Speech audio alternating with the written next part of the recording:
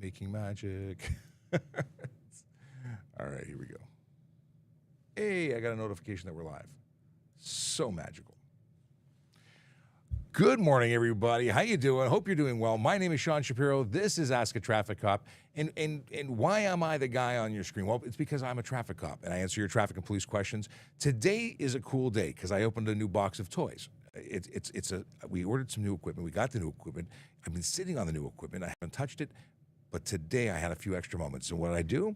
Well, I opened the box. And inside of that box was a Rodecaster Pro 2, which is awesome. And it's giving us some ability to do some things we haven't been able to do up until now, which means I am now wirelessly communicating with my iPhone for the audio on TikTok, which is very exciting, I got to tell you. I have the ability of porting in sound, like the question from Michael in our Q&A on Volley. I can play the sound that he sent me. So exciting. I have an hour to spend with you on this magical Thursday, and I'm going to spend it to the fullest.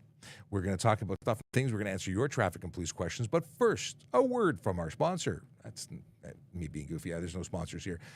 Today, being the 17th of November, Vision Zero Enforcement Team are out in the city. What are they doing? They're making the city safer. They're doing it by issuing tickets.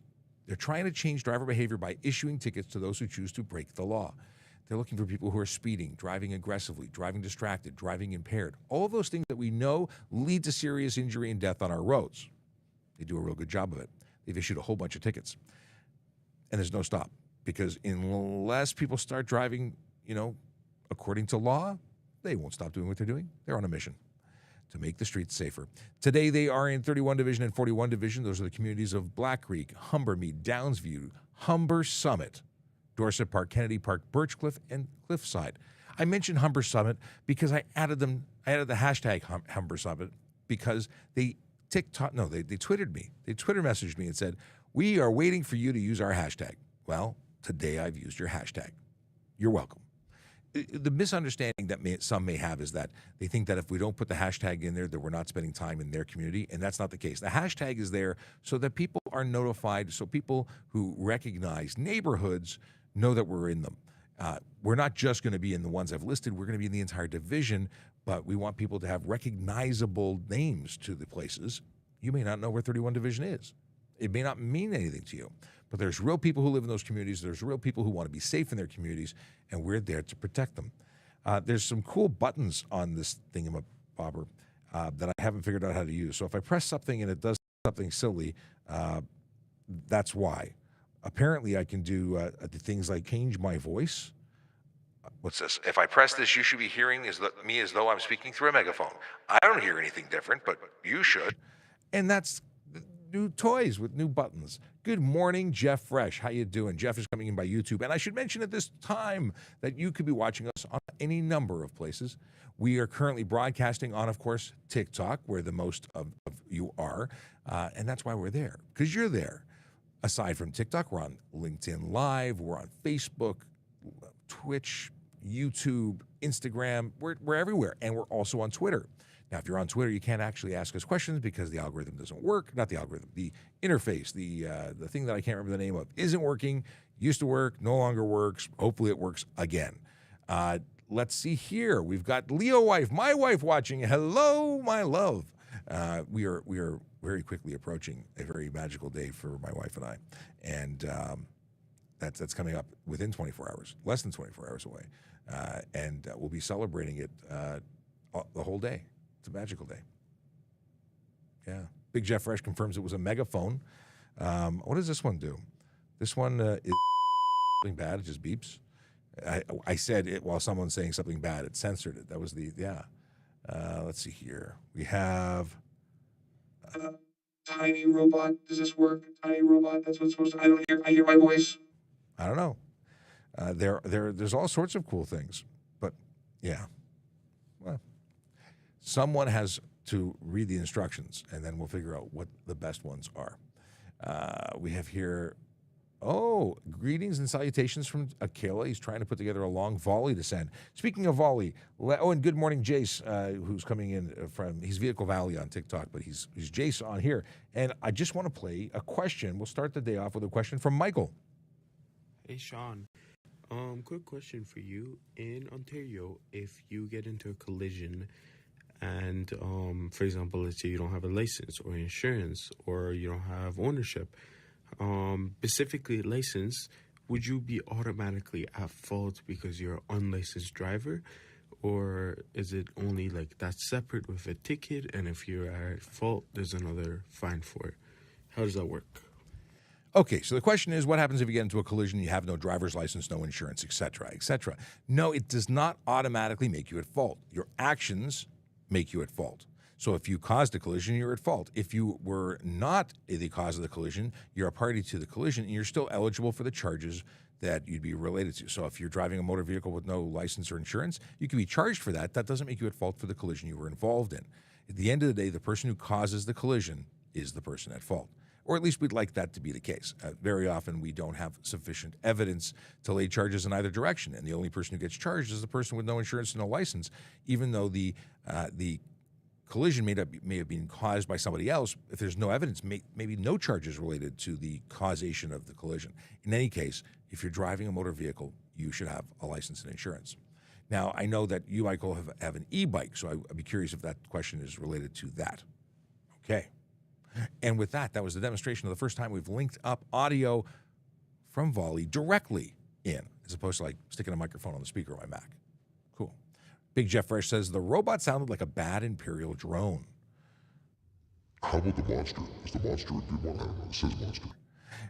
Yeah, I don't know how these buttons work. We will find out. In the meantime, I'm going to check out what the Q&A says, and the Q&A on Instagram says, is it going to be TPS at the, is it just going to be TPS at the recruiting fair on the 26th of November, or will other services be there? Love your videos. Well, Melanie, thank you very much for the question and the compliment. We love that you love the videos. That's what we're here for, making videos that people love and find educational, mostly educational. Love is secondary. In any case, it is going to be police services from across Ontario who are coming to the Ontario Police Services Fair, hosted by us. York, Peel, we have police services from everywhere. In fact, I have a video on TikTok outlining all of the services that are going to be attending. So check that out. I know you're coming through Instagram, but go onto our TikTok. I'm converting you to a TikTok user. Okay. We have here a question that says, hi, good morning. It's not a question. It's a statement. Hi, good morning. Good morning, Steve.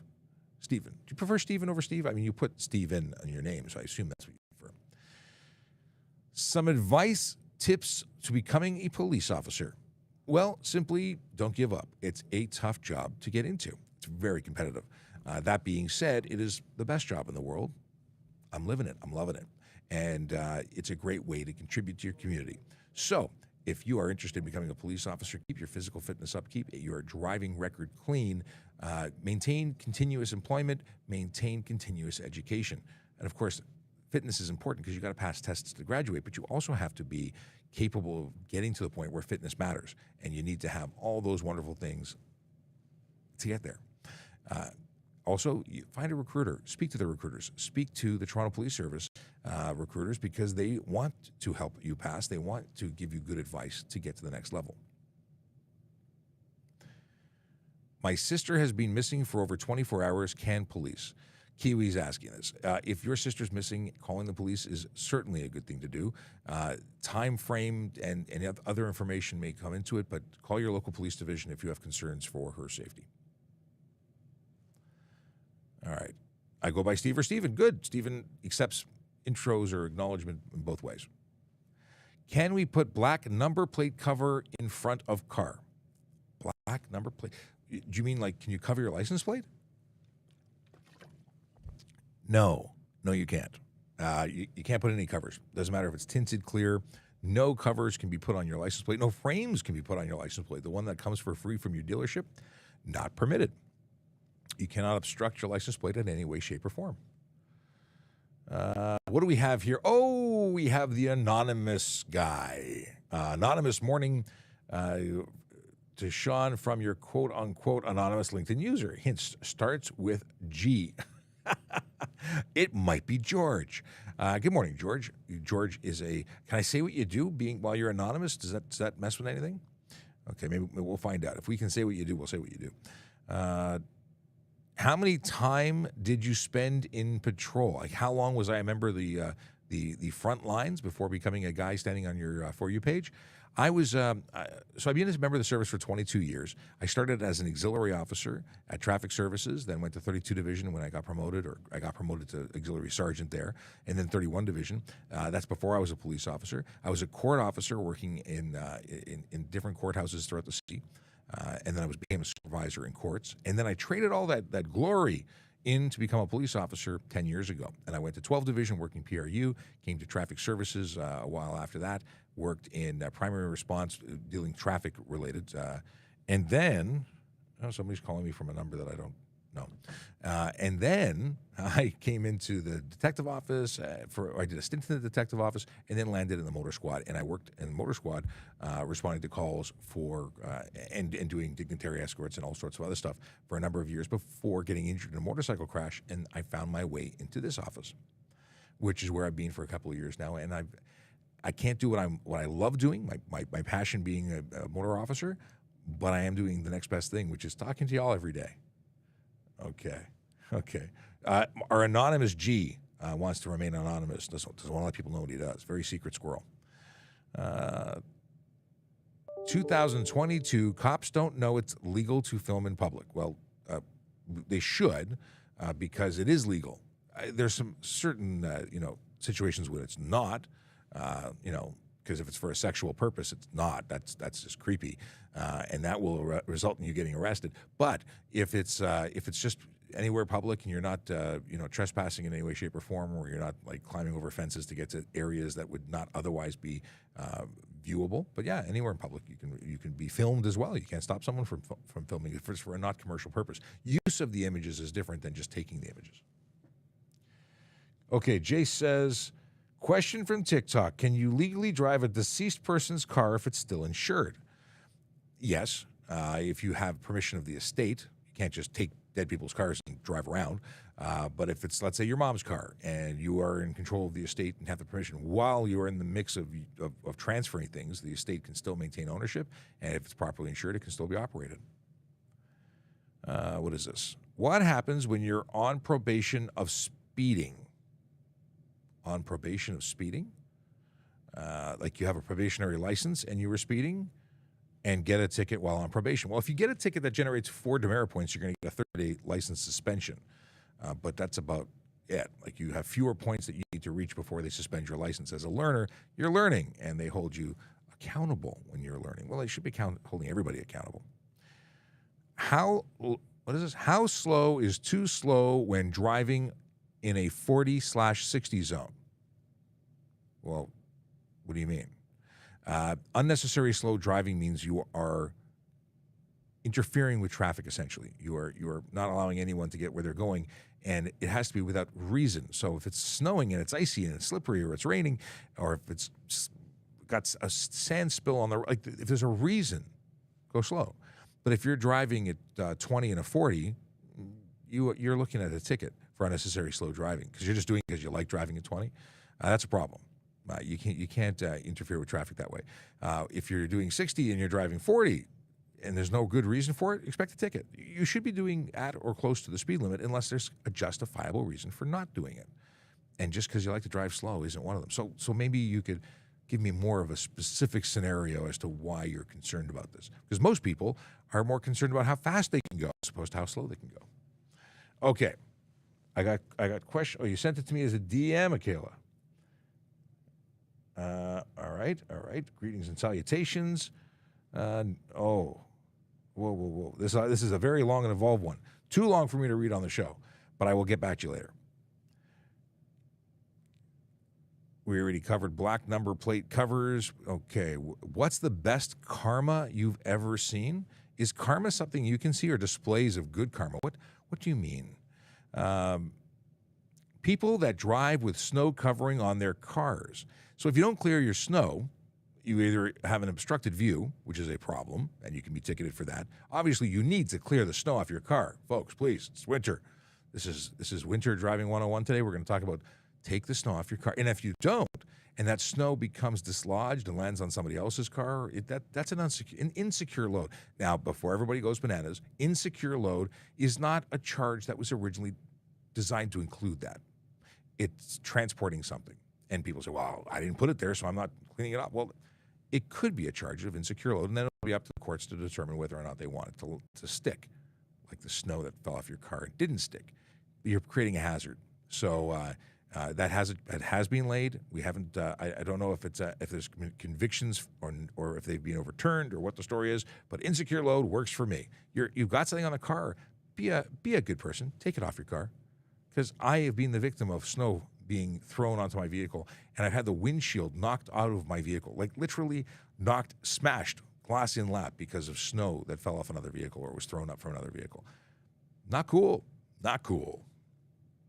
What are the laws on ATVs on public roads? Some municipalities allow them for drivers who have their license for vehicles that are insured for the road, but only in municipalities that allow it. And I believe there's some restrictions as to what speed they can go. And it's not my department, but Sergeant Campbell, it is his department. He knows all about that stuff. And of course, he's not here. He might phone in. He might jump in by way of, let's see here. What did he sent me a picture. What's the picture he sent me? Oh, he sent me a picture of chairs. They're at the ride launch. I was going to go to the ride launch, and then it was determined that, you know what? I should be here for you. They can go to the ride launch. So I gave him a link. He can call into the show, and he might just do that. David says, is doing 43 on a 30 bad? Yeah, doing 13 kilometers over the speed limit. You get a ticket for doing that. Why anyone thinks it's okay to speed, I'll never know. 160 in a 60 zone. So you're going 100 kilometers over the speed limit. I personally would charge you for dangerous driving. I'd arrest you. It's a criminal charge. I'd also charge you with stunt driving because you're over 150 kilometers, which is anywhere. It doesn't matter what the speed limit is. You do 150 kilometers, you are stunt driving. So I charge you for stunt. I take your vehicle, and I would suspend your license for 30 days, and I'd charge you criminally. So that's what I would do, Caden. What is your name, officer? My name is Sean Shapiro. I'm a police constable with the Toronto Police Service. I am a social media and media relations officer, and I go live on social media to answer your traffic and police questions. I do it Monday to Friday whenever I can. Sometimes I've got to be out on the road doing stuff and things. However, today I'm here for you. I'm here until 11 o'clock, which is 40 minutes. Let's keep it going. If you are not already a follower of this channel, please follow the channel. If you are you watching on a platform that lets you like? Well, then like. If you can like it a lot, like it a lot. If you can share it, we'd appreciate it. We want to get our message out to as many people as we can. What do we got here? What do we got? So many things. If you are watching and you decide that vertical video is not your thing, we're also available on Twitch and YouTube and LinkedIn and Twitter and Facebook, all in horizontal video. But you know what? It's whatever works for you. Vehicle Valley says, boops, Sean's nose. And he means that on TikTok only, because if you hit the screen on TikTok till your thumbs go numb, that will just tell the algorithm that you like us. And that helps, apparently. I don't actually know how algorithms work, but we've got 2.9 thousand likes in the live so far, and that's awesome. Thank you so much. What is this? You think tickets can have a second option instead of money? Like jail? Some of them do. Some tickets allow the justice of the peace to impose up to 6 months in jail or give you jail and money. One of those is insurance, stunt driving, or impaired driving. Impaired driving? No, what am I mixing up? I think it's stunt driving, and even distracted driving might have that as an option. The truth is, it's either and or, and either and or, either or and. I don't know, you can do both. You can get the money, you can get the jail, you can get both. That's what I'm trying to say, except gobbledygook is coming out. Okay. But do I think like you should be able to volunteer your time or take a class as an alternative? Sometimes you get sent to a class depending on what. I was talking to somebody. We're actually going to do a podcast with them. They're going to be the Right on Track or Get Back on Track. It's something on track. And it's about training for drivers. And I know nothing about it, so it's going to be perfect because I'm going to learn while you learn. Can I allow my family visiting from outside Canada? What is it that you want to allow them to do? It's an incomplete question. My apologies. I want to answer it, but I want to know. Do you mean like, can you lend them your car? If they're a licensed driver from somewhere else and that license is valid here, which is most of the world, then yes, you could lend them your car to use if it's insured. Now, if it's, there could be situations that if they are determined not to be properly licensed, that your insurance company would not want them to drive and could deny a claim in the event of a collision. So I check with your insurance company and make sure they're on board first, because sometimes you have a condition on your policy that won't allow you to lend things around and to others. Okay. I want to go back to the Q&A. Cool. I just want to make sure I don't miss a volley. But, Akil, I will directly respond to you. Just, I can't read that. There's so much in a little print. Yeah. Somebody's trying to be hurtful. It's so funny. Turning right on red without stopping, what happens? You get a ticket. It's running a red light. $325, 3 demerit points. If a police officer stops you, red light camera ticket. If it's not a police officer, it's just a red light camera ticket where there's no points. But you're guilty of running a red light. Who on earth would think that that's okay? I don't know. I would have thought that that's one of the basic, fundamental stop for red light things. Right on red light means you stop, ensure it's safe to go, and then, if it's safe to go, complete your turn. So easy. If I get my license suspended here, can I get a die?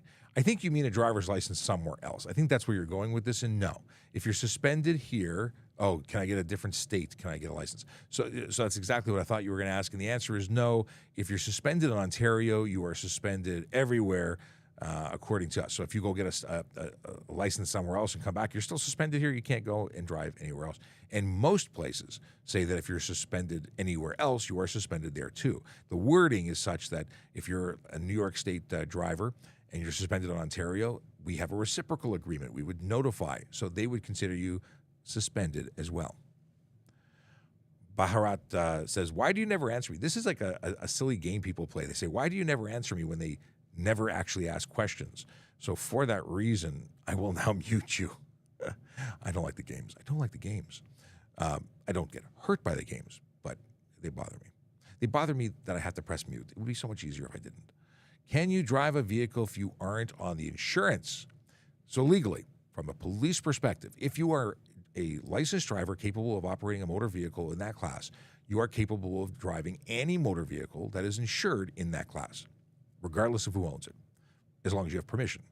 Now, insurance companies, they have a different perspective because they're the ones with the insurance policy, and you have entered into an agreement with, or the owner has entered into an agreement with them. So they may have a statement that says only the people on this list can drive this car. Okay, police wouldn't lay a charge to enforce that, but they could deny a claim in the event that there was a collision. If you live with a person, you're a G2 or a G driver, but you live with the owner, they may want you to be specifically listed as a occasional driver. And if you don't, they can deny the claim. So it's not a legal side of things. As long as you're licensed, you're good to go. But from the insurance perspective, you could get into some problems. Boom, boom, boom. Okay. Someone's asking about steering wheel knobs. There's nothing in the HTA that I can find that says steering wheel knobs aren't permitted. I grew up thinking they were totally illegal, but I've not been able to support that.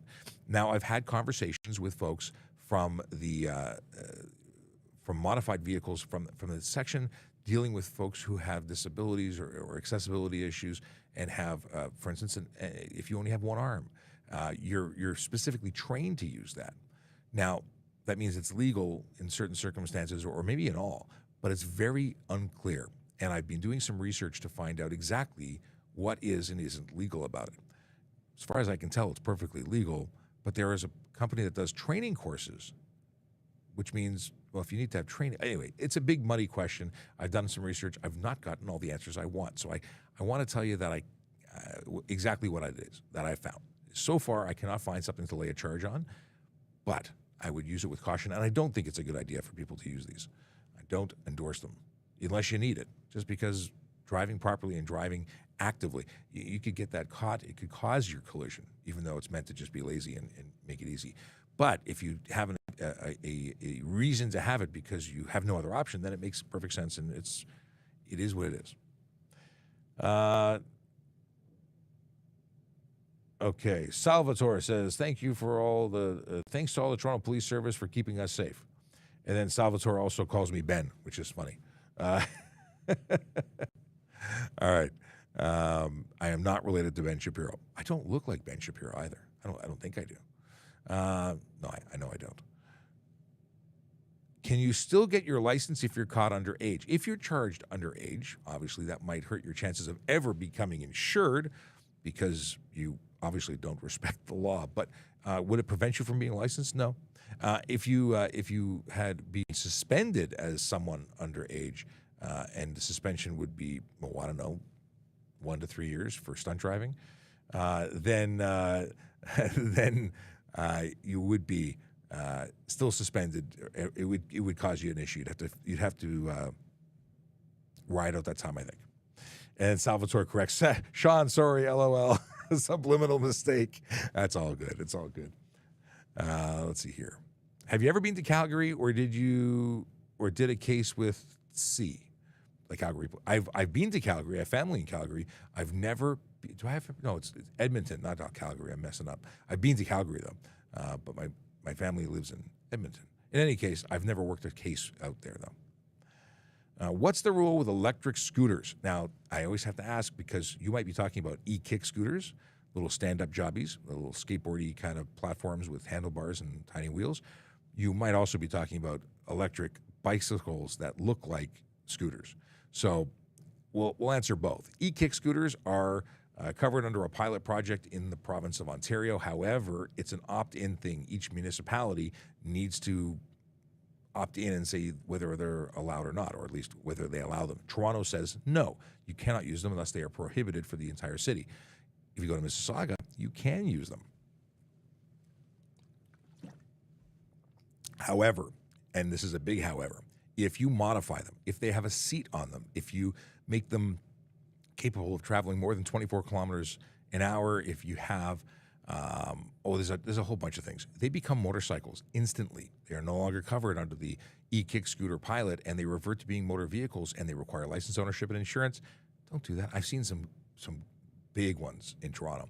I've been off duty and haven't been able to act on them. Otherwise, I would charge these people for an unsafe motor vehicle, for a prohibited motor vehicle, for a motor vehicle with no insurance, for driving without a license. Like I would line up the charges for these people because they're doing something incredibly dangerous. The modified or non, I'd still charge someone who had a conforming bike, but they'd only get the $60 ticket for driving a prohibited vehicle in Toronto. For everybody else who had a modified one, they would be very expensive. They $5,000 to $25,000 in fines and up to 6 months in jail for driving without insurance, and that's the start. And then all the other stuff just stacks up. So don't. So Wally says, case with Calgary police. Yeah, I've never worked a case with Calgary police. What do we got here? Kay wants to know, what if you blow slightly over zero from old fruit? So your fruit is fermenting. If you have alcohol in your system, you're still going to blow over. You still have less. You still have more than zero, and you are still going to get a suspension if you're a novice driver. Because now, here's the thing: if you are driving and you've consumed something, when's the last time you ate? Well, if you say you just had something 5 minutes ago, we're going to wait. And we are going to ensure that you have no mouth alcohol, no residual that could give a false positive. We're going to take an actual reading. And but more than zero, if you got it, you're over zero, you're going to get suspension. Visiting Toronto with studded tires. If you live in Northern Ontario, you're entitled to do that. You can't stay here indefinitely. It's only while you're passing through. But it does allow you to do that. Dave wants to know why I'm no longer operational. Well, Dave, I was involved in a motor vehicle collision in 2018. I was on a police motorcycle, heading back to the station when someone decided to drive out of a parking lot without checking to make sure it was safe to do so.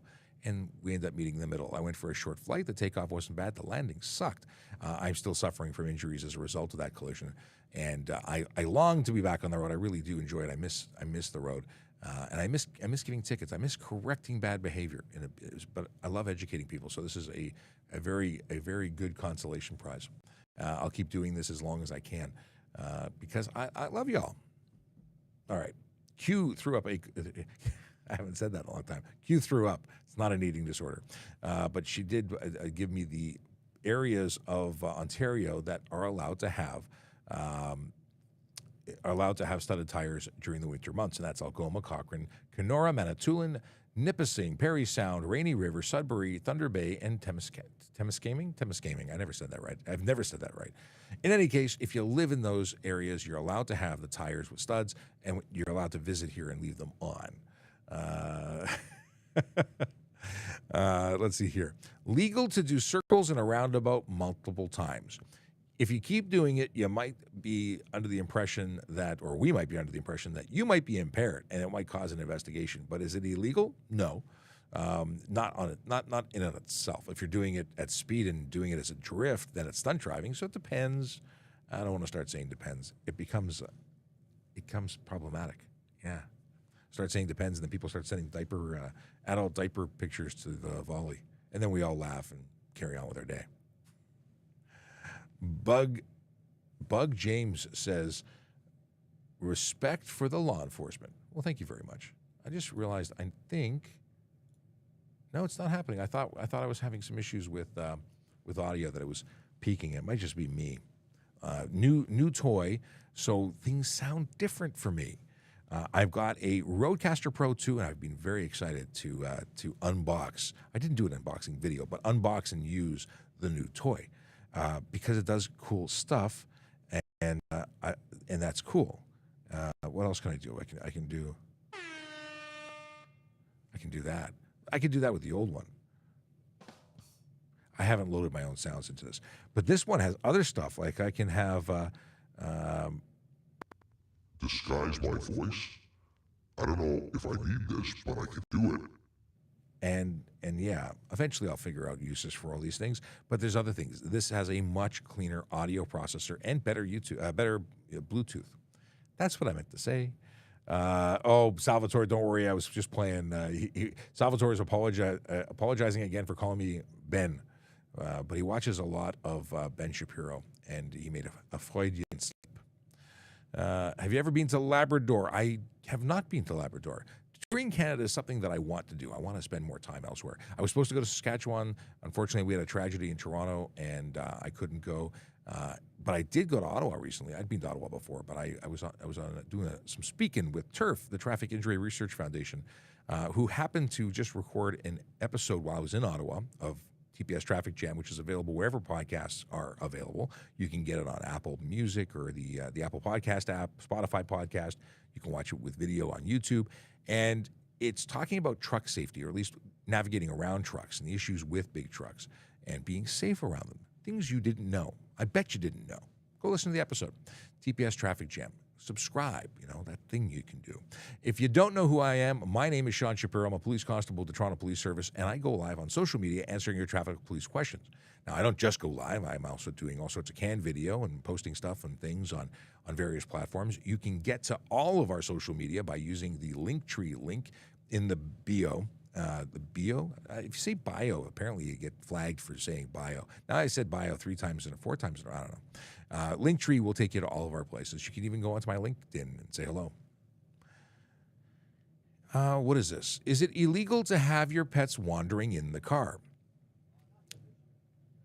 Yes and no. Didn't say it depends. Yes and no, because if they're on your lap, then you're careless driving or driving while crowded, or depends on what we see. When we see people with their dogs in their laps and sticking their heads at the window, running around, it is careless to do that. It is going to negatively impact your ability to safely operate your motor vehicle, and we'll charge you.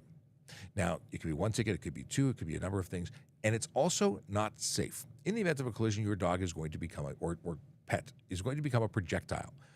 And having them, ejected through a window like a fur missile is not something that will make you very happy for various reasons. If they're in between you and the steering wheel, you are going to be getting a fluffy pancake squished into you, and it's going to become part of you. It's going to be a very bad day at the office. We've seen some tragic results. An airbag deploys at 200 miles per hour. That does not do well for dogs, cats, or other animals. So don't do it. Careless driving, drive while crowded, bad, unsafe. How long does it take DNA to come back? I have no idea. I've never been part of that process. How do I call MTO about an unsafe truck in Brampton? You could call the MTO and and report them. You could call Peel Regional Police. I believe they have a CVSA team. We have a team to do that as well. If they were in Toronto, I'd say go to our website. But I'd check the Peel website to see if there's an online report entry opportunity. A kid sit in a front seat of a car with a car seat. Can they legally? Yes. Is it a good idea? No. If you can, back seat until they're 14 years old. Not car seat. We're talking back seat until 14 years old, because their skeletal system has not developed fully, and it's just bad. And that airbag that hurts Fluffy is going to hurt children as well. 200 miles per hour, bad to get to have that in your face. Shorter people also, just better. Like backseat, better. Further away from crumple zones, safer. Now, if you have someone who's under the age of 14, and wants to be in the front seat, or you want them in the front seat, or you only have front seats because you have a convertible two-door, Corvette or something. Is it legal? Yes, it is. Is it smart? I would say there are better alternatives than that.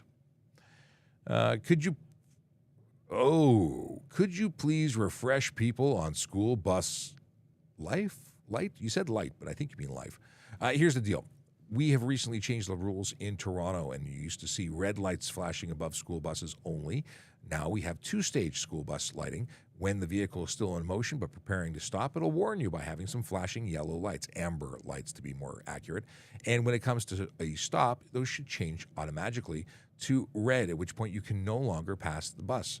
At that point, a stop bar and stop sign should be coming out momentarily to give better view. But as soon as the red lights are flashing above, that is your indicator that you cannot pass, regardless of the stop sign being deployed or not. Now, what happens next? You can't pass on either direction for an undivided highway. What's an undivided highway? That's a road that has a painted line dividing north and south, or east and west, and what have you. If it's divided, however, if there's a median in the middle, a grassy knoll, a device of some kind made out of concrete, that would be a median. Then it's a divided highway, and then you only cannot pass the stop bus, but traffic traveling the other direction on the other side of the median are not required to stop. Now, that's the same for police vehicles, emergency vehicles, fire vehicles. Divided highway, you have to pull over if they're on the same side of the road. Undivided highway, both sides of the road have to stop because they may be using your side of the road to get around.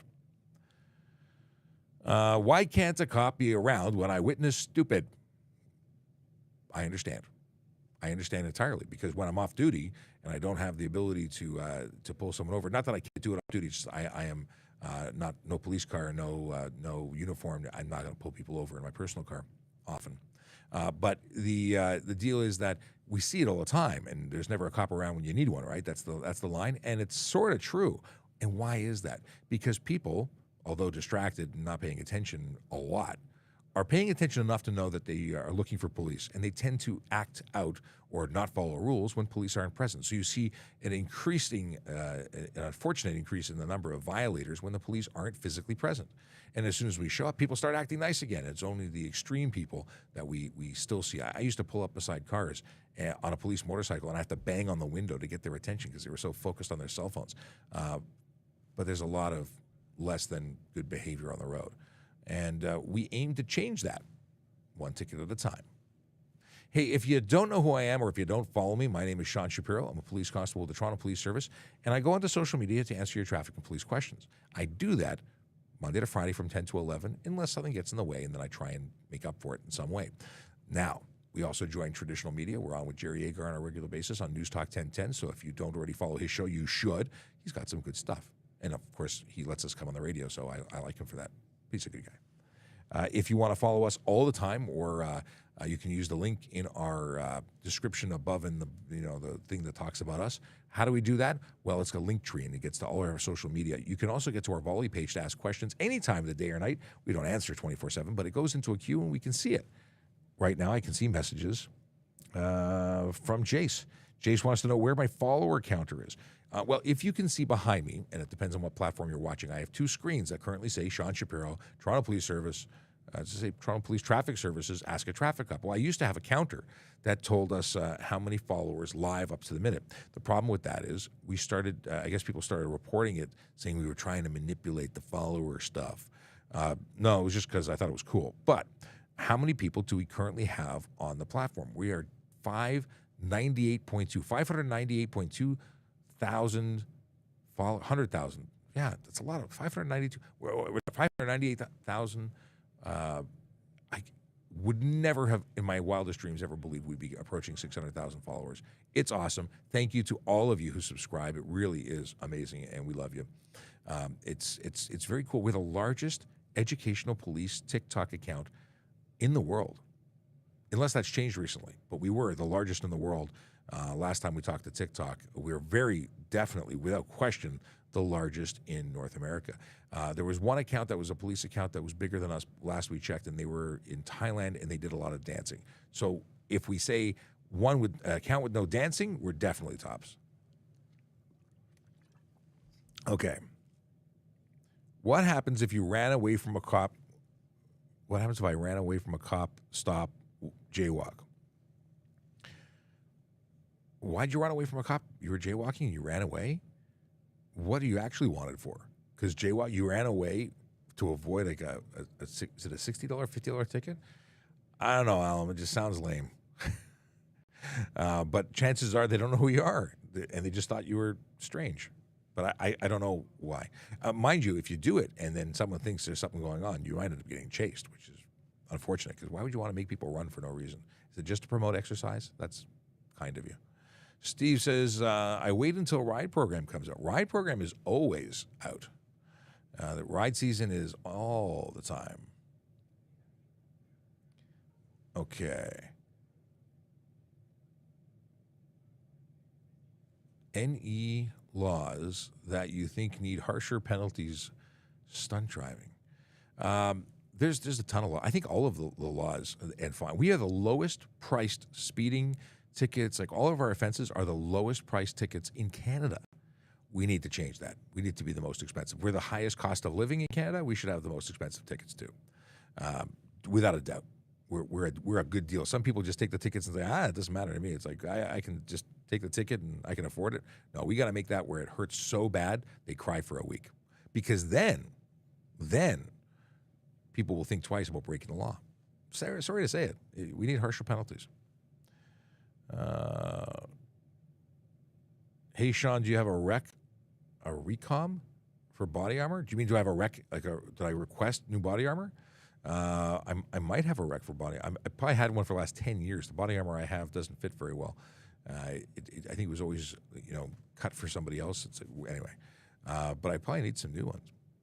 But I have body armor. I'm not wearing it. I'm in the office. What is this? Fiery crash in Brampton. Driver left. What happens? Failed to remain a collision. That's something that the police would be looking for them for. So investigation takes place. Can you fight a 1 mile per hour over a ticket? You can fight any ticket. Can you win a ticket? That's an entirely different story. I imagine some judges or JPs would say, well, 1 mile or 1 kilometer over seems a little bit much. And I tend to agree. I wouldn't lay a ticket for 1 over. There's so many people going more that I would focus on them. That's not to say speeding over the limit of any kind is okay. It's not. Technically, it's the same offense, regardless of your speed. The dollar amount calculated for how much your ticket will cost you is determined based on your speed. So for every kilometer over up into a certain amount, it's a certain dollar amount, and that increases as you go up the chain. But you're still speeding. The charge doesn't change. So what I'm saying is I probably wouldn't stop you for 1 kilometer over. It's not worth it for me, because I'd assume your speedometer is just not accurate. But you're still guilty.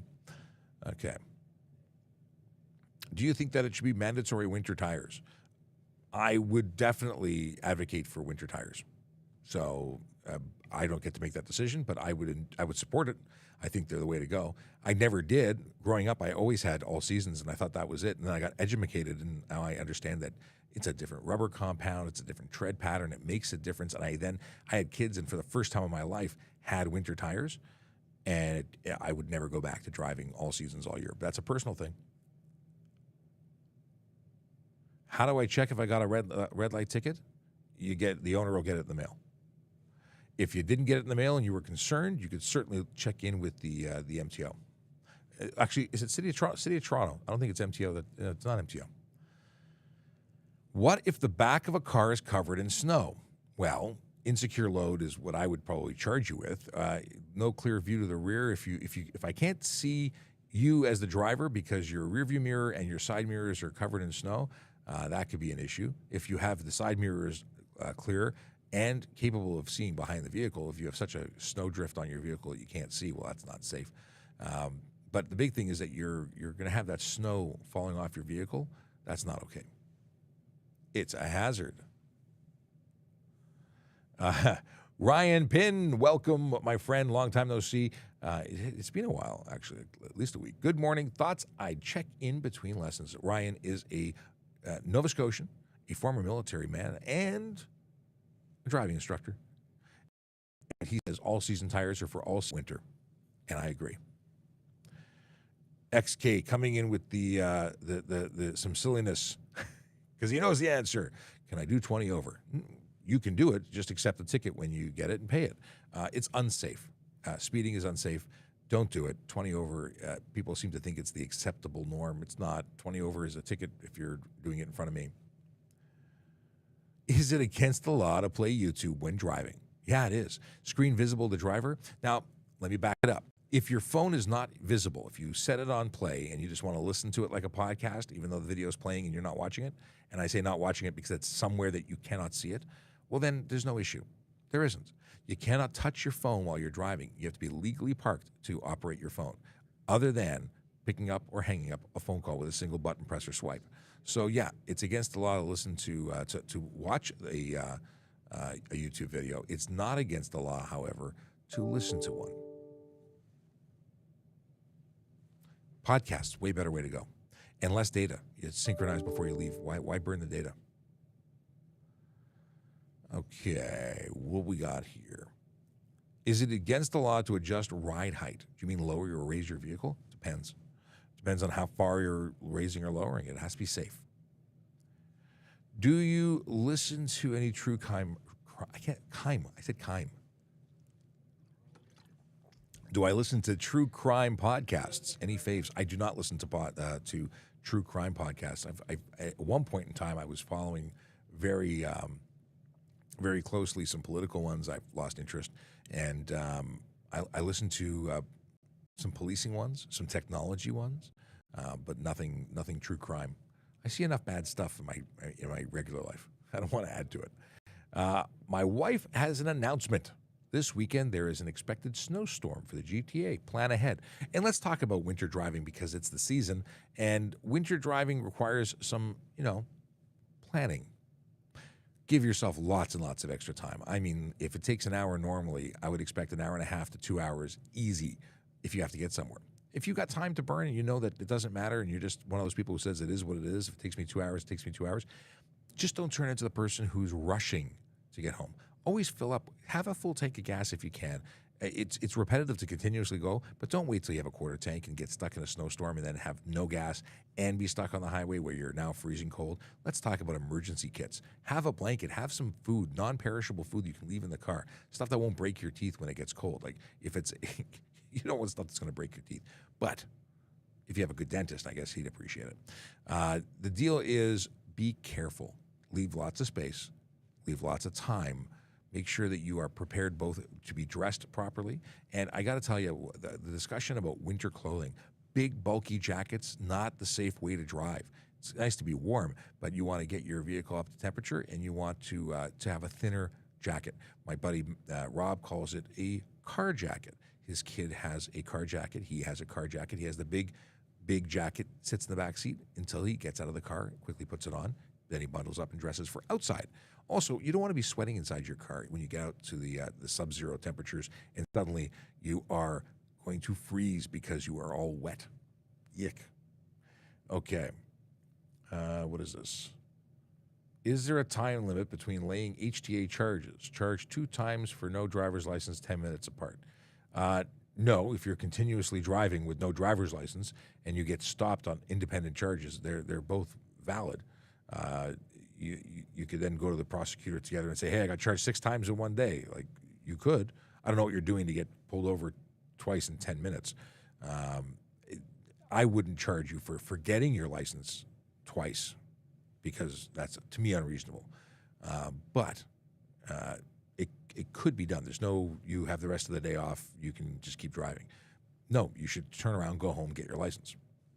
Now, if you're unlicensed, well, then you shouldn't be driving at all. And there's absolutely no, I've told people that if I see you move down the street, we don't tow for no insurance.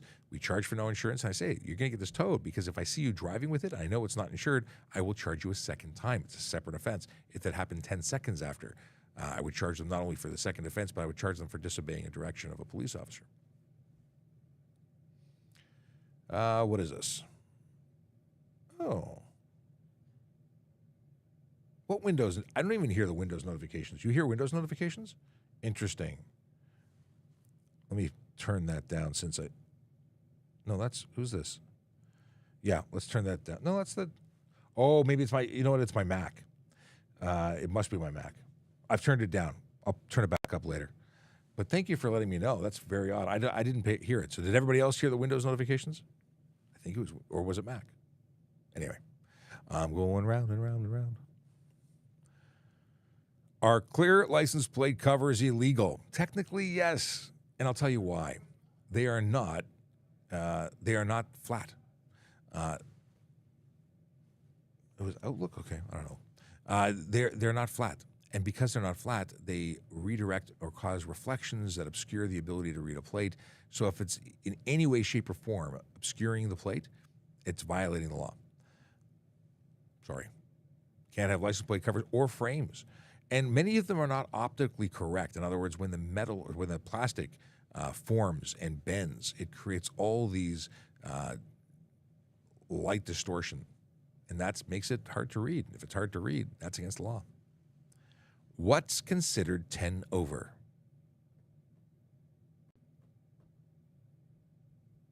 $10 over. The limit. The speed limit is whatever the speed limit is. And if you go 10 over, it's 10 over. I know. It's a new button I got to press. Crickets. I don't know. I was trying to figure out where to use that. Yeah, 10 over is 10 over. If you go 10 over, it's a ticket.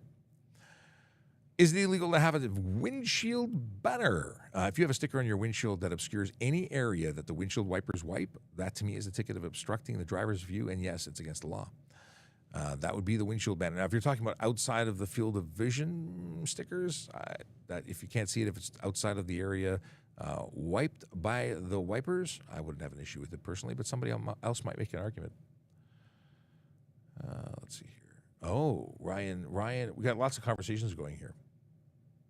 Instructors, Kayla's got a kid with instructors going for 3 instructors over the time. Ooh, lots of stuff going on here. Do you wish? Oh, we're talking about war. I'm not talking about war. Who's the good guys? What are we talking about? Can I put flashing yellows in the back of my car? If you're talking about emergency lighting, you're pulling over, it's no different than having hazard lights.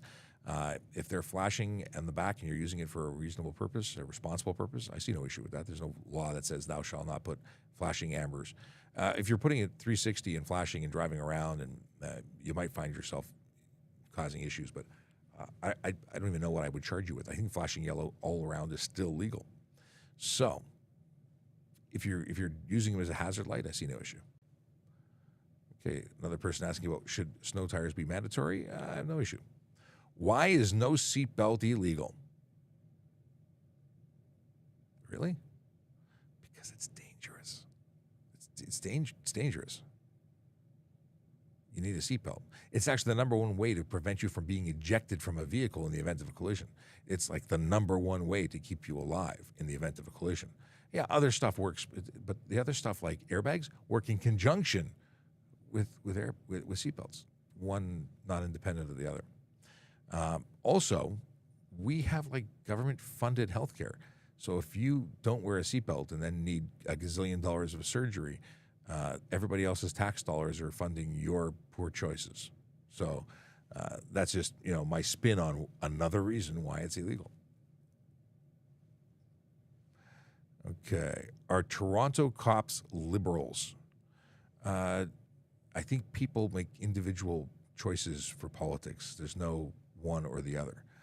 I don't know what kind of question that is, other than not a good one. Let's see here.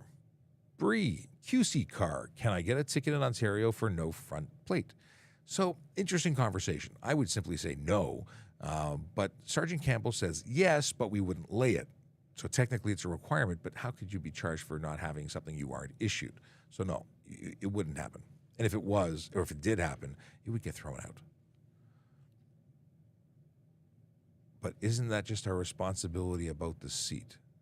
Doggy wants to know. I don't know what we're talking about here. That question is out of context because there's no context.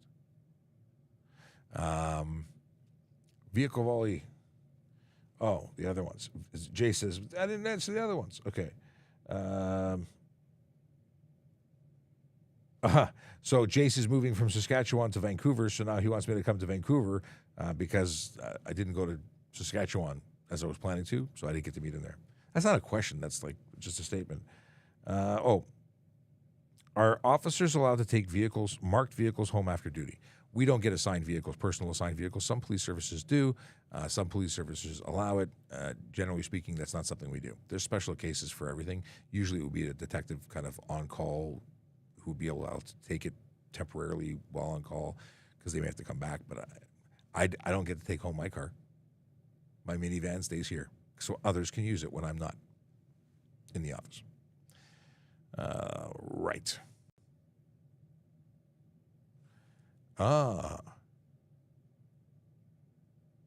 Ryan Pinn has a buddy with yellow flashers for when he's doing traffic control. Why is your friend doing traffic control? Do civilians do traffic control in Nova Scotia? What is this? All right. Oh, Ryan Pinn brings up a good statement about seat belts, in that they help keep you planted in your seat, which actually, because you're not shifting in let's say a loss of control situation or a hard turn, you're not leaving your seat, which could actually prevent a collision from occurring in the first place. That's a good point. What is the purpose of a white light on top of the school bus?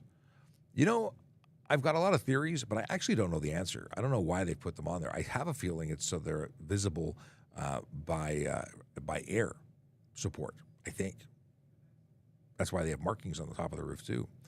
But I don't actually know what is it just to say, I'm a bus, look at me, I'm a bus. I don't understand.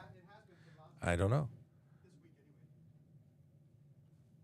I guess they wanted whatever that message was, they wanted you to hear it on the internet. Nobody knows that we're broadcasting. It's only been a couple of years. Is a donk car legal to drive? I wish I knew what a donk car was, but I don't. Donk car? If that's a thing, please let me know what that is.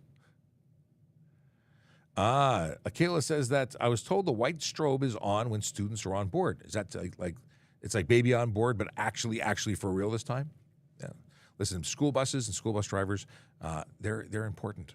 We want to get our kids to and from their school safely every day. They are the most important. They are the children, our future. There's a song, Whitney Houston's. Listen to it. It's important. School buses, yeah. Bugs me when people violate the law in relation to those and put kids at risk. Like, really bugs me. I would lay lots of charges. Is it true that cops can go 9 kilometers over the speed limit? Police can actually travel at any speed that is necessary for the lawful execution of their duties. They're exempt from the Highway Traffic Act charge of speeding. Obviously, we have to be doing it for a proper purpose, for a reasonable, lawful excuse, but we are allowed to go much faster than that. How far can your tires stick out on my truck? How wide can your tires stick? Well, my tires aren't going on your truck. Let's just make that very clear. I'm not paying for your tires.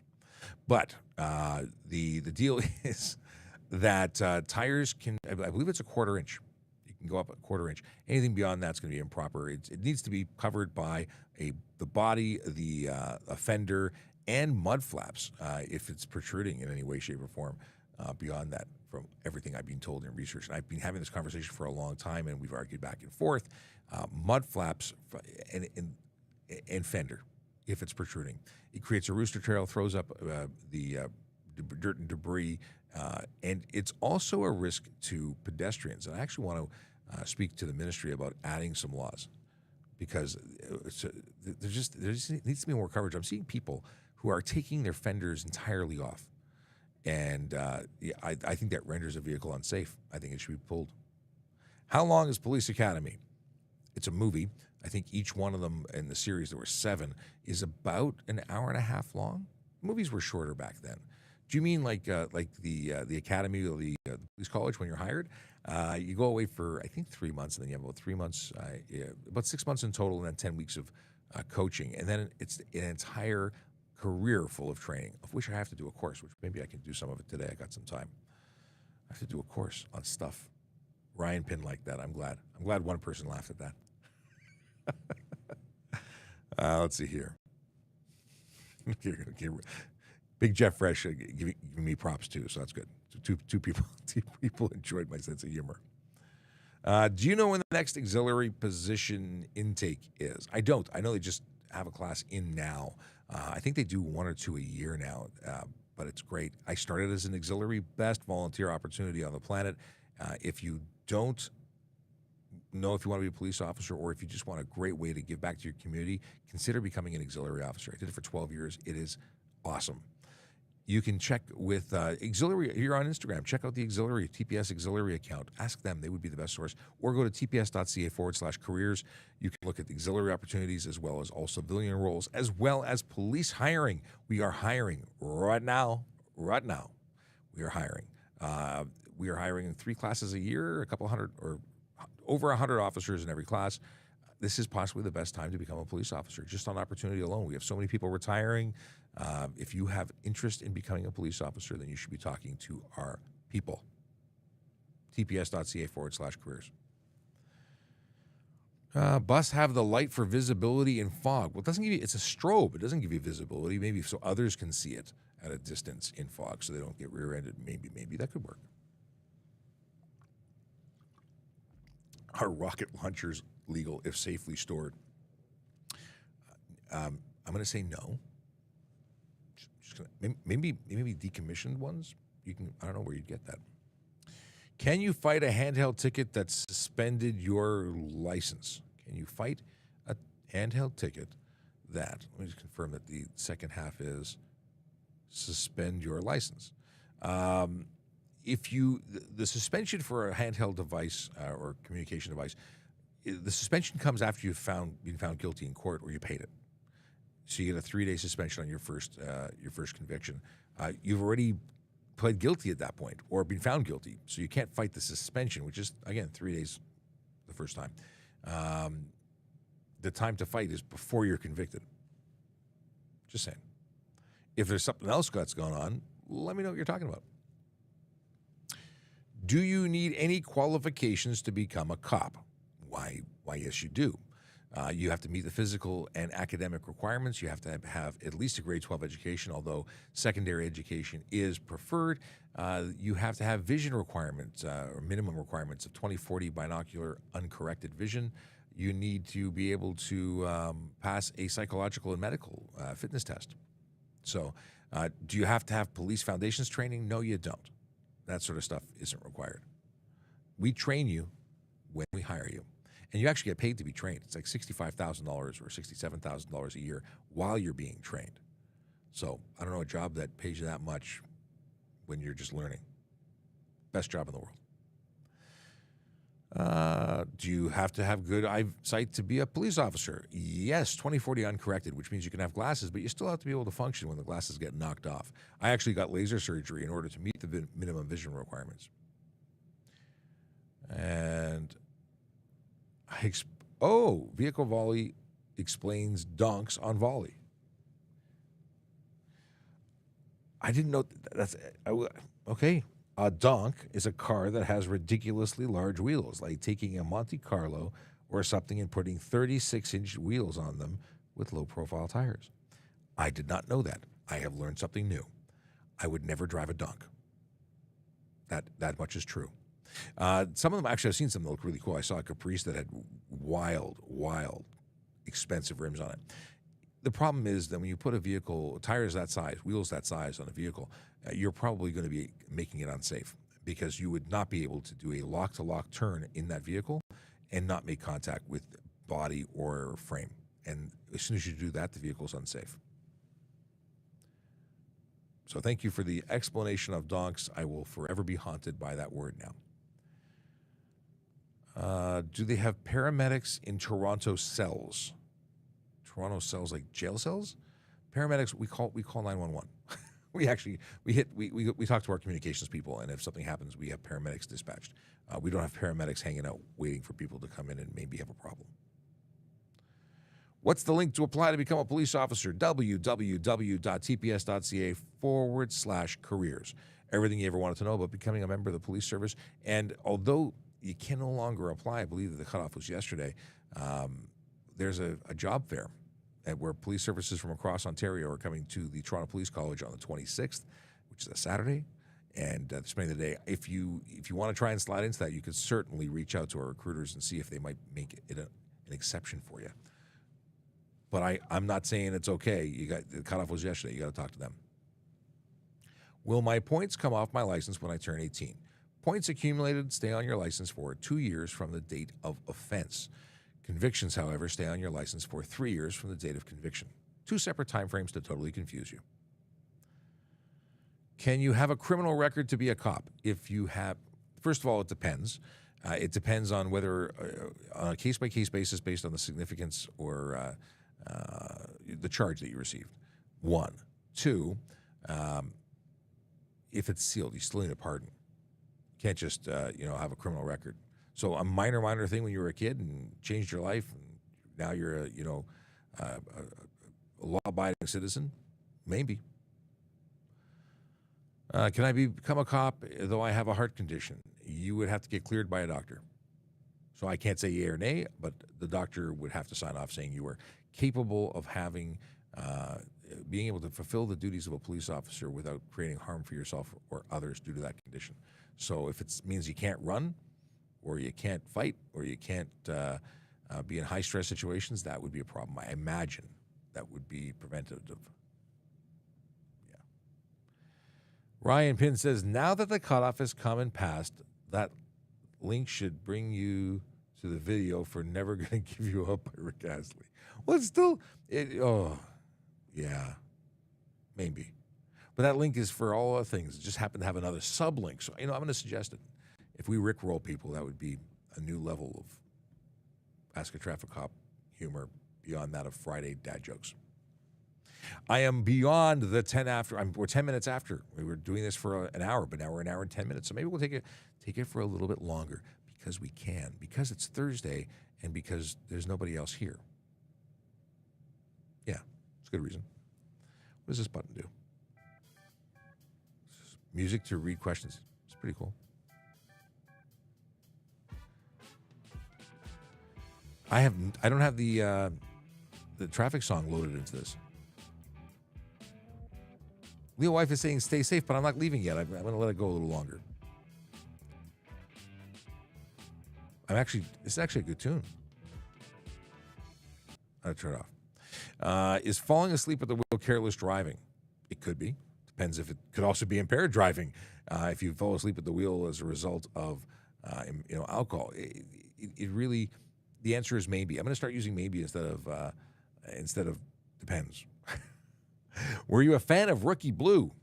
Yes, I was. I enjoyed it even though I knew it wasn't accurate. I'm looking forward to the future of Canadian police television for reasons that will become evident at some point in the future. Can you do donuts on private property? That's a very personal question.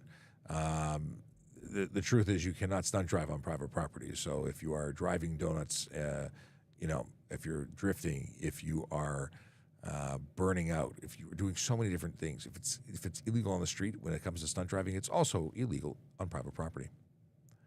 Cops, no siren goes through red light, T-bones me. Will he be charged? Lights or no lights will be charged.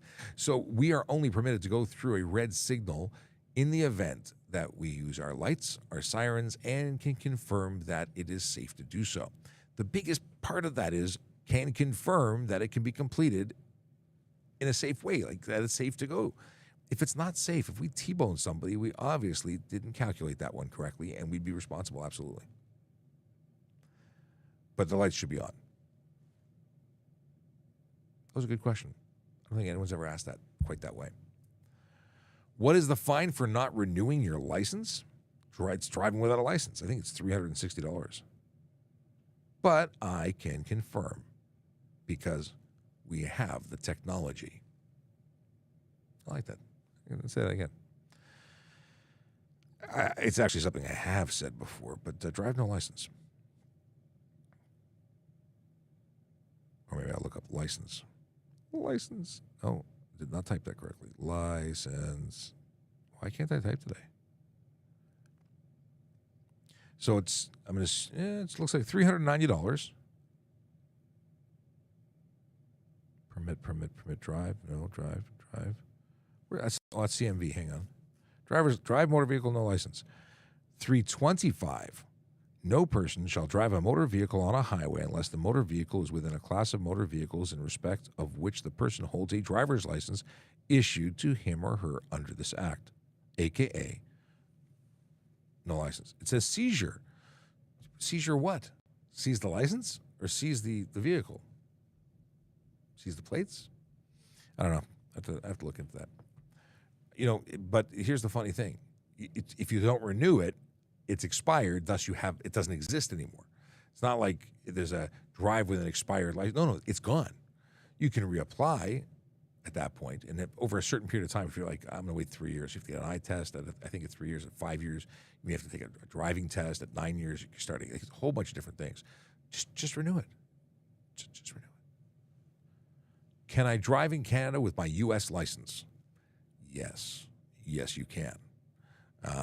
You can drive an American car that you drive over. You can rent a car here. You can borrow a car here. Oddly enough, a Canadian cannot drive an American car here.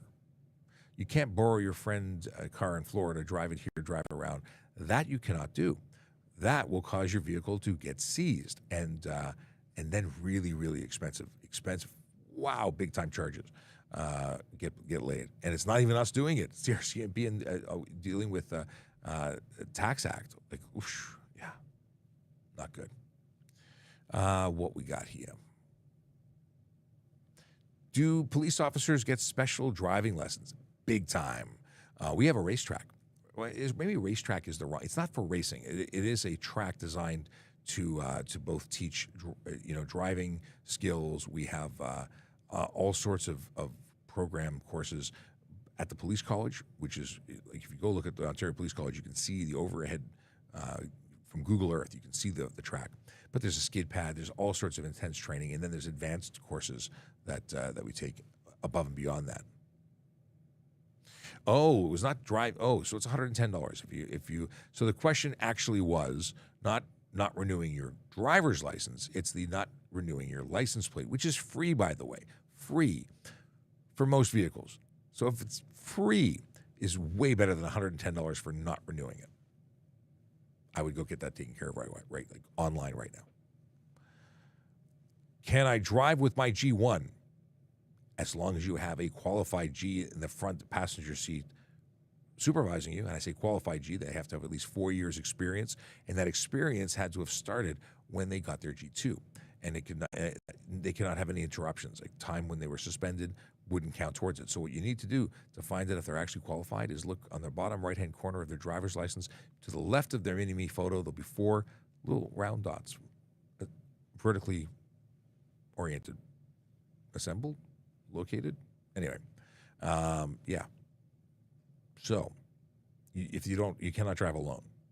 You do not actually have a license. You have a permit that allows you to operate a vehicle in the presence of a properly licensed driver. If you're driving alone, there's a whole bunch of stuff that you'd be looking at for a bad day. One would be G1 drive unaccompanied. It's a ticket under the HTA. Comes with a 30-day license suspension on the first conviction, 90 days on the second, and you get kicked out of the driving program on your third, which means start again, do over, like go back in time, Groundhog Day. Training track. Big Jeff Fresh says training track. Back to the G1. The person who lent you the car, they get charged under the HTA. If you didn't get permission, you took it without their consent, you get charged criminally. And if you get into a collision, your insurance company's not paying for that car. You're not a licensed driver. Can a cop ask for a breathalyzer if not doing nothing? Like can I just have one? I suppose. I'd be borrowing one. They belong to the police service. That's not what you're asking. You want to know if I can pull you over and demand your breath sample for nothing, for no reason. Yes. Yes, with conditions. So here's the deal. In 2018, I think it was December, mandatory alcohol screening became a thing in Canada. That means that any police officer can, at any time, during a lawful stop, demand a sample of your breath. And you have to provide it, because if you refuse, you get charged under the criminal code for refused breath sample. And the consequences of that are the same as had you failed. It is a great way of doing testing, because not everybody, like there are professional drunks out there who you say, have you had anything to drink, or you talk to them and there's no indicators that they have had anything in their system. You may not smell it, you may not see indicators, may not be able to come up with a suspicion to determine that a demand should be made. So mandatory alcohol screening means I pull you over for speeding, I can give you a demand. I pull you over to see if you're a licensed driver, I can make a demand. I pull you over to see if you have alcohol in your system, I can make a demand. And it works great. Takes no time. If you're not drinking, be on your way. If you are drinking, you're either going to get a warn, a pass because you're under the warn level. So if you get under .05, you are going to be allowed to drive. I don't think it's a good idea, but you're allowed to. 0.05 to 0.079 means that you are going to be getting a 3-day suspension on your first fail, or first warrant, I should say. And then 0.08 and above, you're going to get arrested. Handcuffs come on, and you go for a breath test with a qualified breath technician, and then we determine what's going to happen next, which may be criminal charges. Arrested, bad. I hope that answers your question. I really do. If you have more that you want to know about it, Wayne, let me know. Are you at fault if you have windshield tint? Who else would be at fault? You're driving a motor vehicle. If it has windshield tint, you are at fault. Yes. It is the obligation of the driver to ensure that everything is in order before they go. Windshield tint doesn't get written to the owner. It gets written to the driver. So now here's the thing. Little known fact. I talk about it all the time, so people who follow me know. Windshield tint makes your vehicle unsafe. I'll pull your license plates. It will not be driven away. That's what happens when you have windshield tint. It is prohibited. Can I have AirPods in my ears when driving? You didn't actually add ears. I added it because I didn't want anyone to think you'd be putting them anywhere else. You can, in Ontario, actually wear earpods, and you can wear both of them. It's not illegal. It's not necessarily the best option, given options. Not wearing them is better. Just because if you are hearing able, you should take the advantage of that and listen for the revving of engines, screeching of tires as, warning of an impending collision so you can respond. Are LED lights inside the car legal? Light strips. If it's not interfering with your ability to see or drive, I don't have an issue with it. And there's no law that I'm aware of. I have LED strips that are factory in the footwells of my car. Now, if they're flashing in my eyes and that causes me to hit a tree, that's a problem. But if it's just ambient lighting, low glow, I don't think there's anything against the law there. Flashing would be an issue, especially if they were red, blue, or green. I was talking about getting T-boned with the tint. I'm not sure. I don't think I caught that from the context of your question. If you got T-boned and you had tint, yeah, ask me again with the whole kind of scenario, because I'm not picking up what you're putting down. How long can a ticket stay active waiting for the date? Used to be, it'll stay indefinitely until you deal with it. If you have it go to court and you don't deal with it, you'll be just found guilty in your absence, in absentia, if you don't respond. But if you've asked for a court date and you haven't gotten one, it used to be 1 year, then they made it 2 years during COVID, and I don't know where it is now. What should you do if someone road rages on you? What is road rage? Someone being angry on the road? or someone taking deliberate action to harm you or intimidate.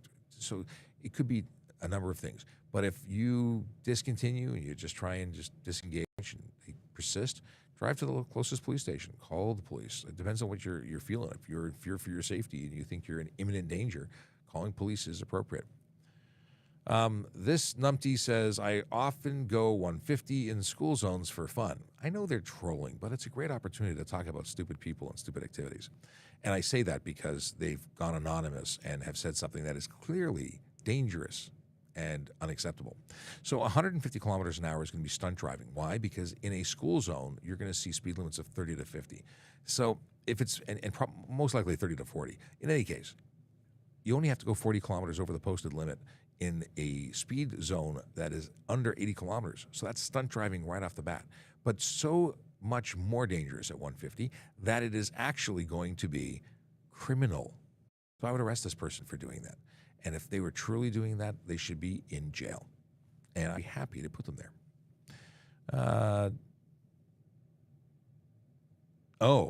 You have windshield tint and get T-boned. Who's at fault? The person who caused the collision. But I'd still charge you for the windshield tint and deem your vehicle unsafe. So if I'm investigating a collision, I take into consideration the totality of what happened, and I write a report about what happened. But then I also lay charges to everything that I find. So if you got into a collision and it was not your fault at all, but I found windshield tint, I'm still charging you for the windshield tint because it's illegal and your vehicle's unsafe. Could it have contributed to the collision? Maybe. But proving it's a different story. I don't need to prove that it caused a collision. It just needs to be on the vehicle to be unsafe. So don't put windshield tint on your vehicle in Ontario. It's against the law, and it makes your vehicle unsafe. I'm sure the other party will say that they would have been seen, or you would have seen them coming if you didn't have windshield tint, and that could be something in court, and that your insurance company decides to, give you a hard time about because you had an unsafe vehicle. So it probably will weigh poorly for you if that's the case, but not for me or the investigating officer, solely from your insurance company that is going to take every opportunity to say that they shouldn't pay you, because that's what their job is when they're not protecting you. Don't give them a reason not to protect you. What is this?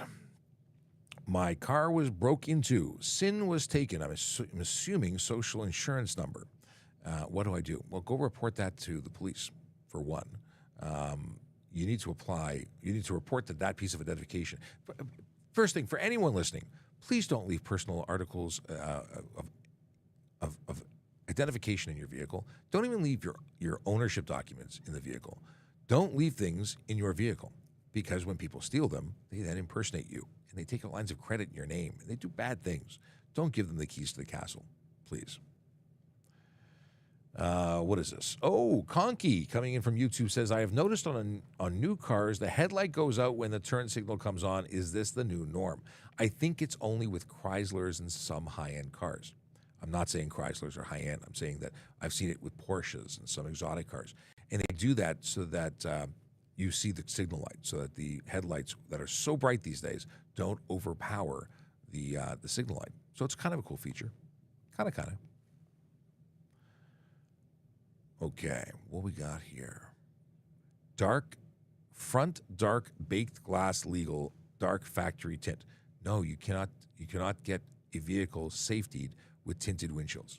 Will not pass safety. It is a requirement here to meet the requirements here. You can't have tinted front windshield, baked or not. What is this? Why don't we have any tracks around in Ontario? Well, Jordan, you have not been traveling around Ontario, because I was just in Ottawa and I was at a track, and there's tracks just outside of Toronto. There are tracks all over the place. You just need to know what to look for. It's called tracks, or motorsport, autosport. What else are they called? Like there's auto track or motorsport centers. Probably don't have it in the phone book as track. In any case, they're there. Racing is a thing. There are people who participate in it. And if you want to go to track days or have access to tracks, they are available for those who are inclined. What is this? Can you vape and drive, obviously, without kids? If there's nothing illegal in the vape juice that would prevent you from using it, because narcotics and vape juice happen and they shouldn't, but certainly you can't drive with that. And obviously, no one under the age of 16. And then you could, as long as it's not. And here's the thing: you can pretty much do. Well, you can do all sorts of things behind the wheel of a car, but if it's that are not illegal but become illegal when they interfere with your ability to operate safely. So if you are having a 3-course meal behind the wheel of a car, that's a problem because you're probably not driving very well at that point, and careless driving would be an appropriate charge. I have no idea what Car Todd wants to know. Long do you think he will not have it? He was only. No idea what you said. Sorry. Wait. My friend recently lost his license. We are 16. How long do you think he will not have? I don't know what he lost his license for or how. So if you're 16, I'm assuming you have a learner's permit. If you have a learner's permit, any charge over a certain threshold is going to create a 30 or 90-day suspension. Or if it's the third conviction, you're getting kicked out of the license program. You have to start again. So you might get kicked out until you reapply, or your friend would. What we got? But lost his license, not just suspended. Lost his license might be the third conviction. What we got? Let's see here. What app are you using for referencing the HTA? Daniel wants to know. I use something called, what is it called? I used to know. It's called Shield Basic. It's available for download. You can get a trial copy. Otherwise, it's a subscription basis. So I actually pay for it because I think it's awesome. So shout out to the people who make Shield Basic. You rock. There's different places. This is Shield Basic Ontario by Shield Technologies. There's free versions if you're on. There's free versions from other people. I think this is the best one. So yes, that is an endorsement. It's an unpaid endorsement, but I just endorsed somebody. School zone speed limit timing, no flashing light. No. Speed limits are posted by sign. If there's no flashing conditional sign which says speed limit when lit, then it's always that speed, regardless of whether or not school is in. How to decide when car stop if several are speeding. Usually the winner, but that depends on the officer. Officer might be biased, might like red cars over green ones. I don't know. The truth is, it really is up to the officer. There's no, well, there were 12 of us. How did you decide to stop? It doesn't matter how I decided. I stopped one, and that's the one who's getting the ticket, unless I can stop two, or if I can phone a friend and stop them all. I try and stop them all.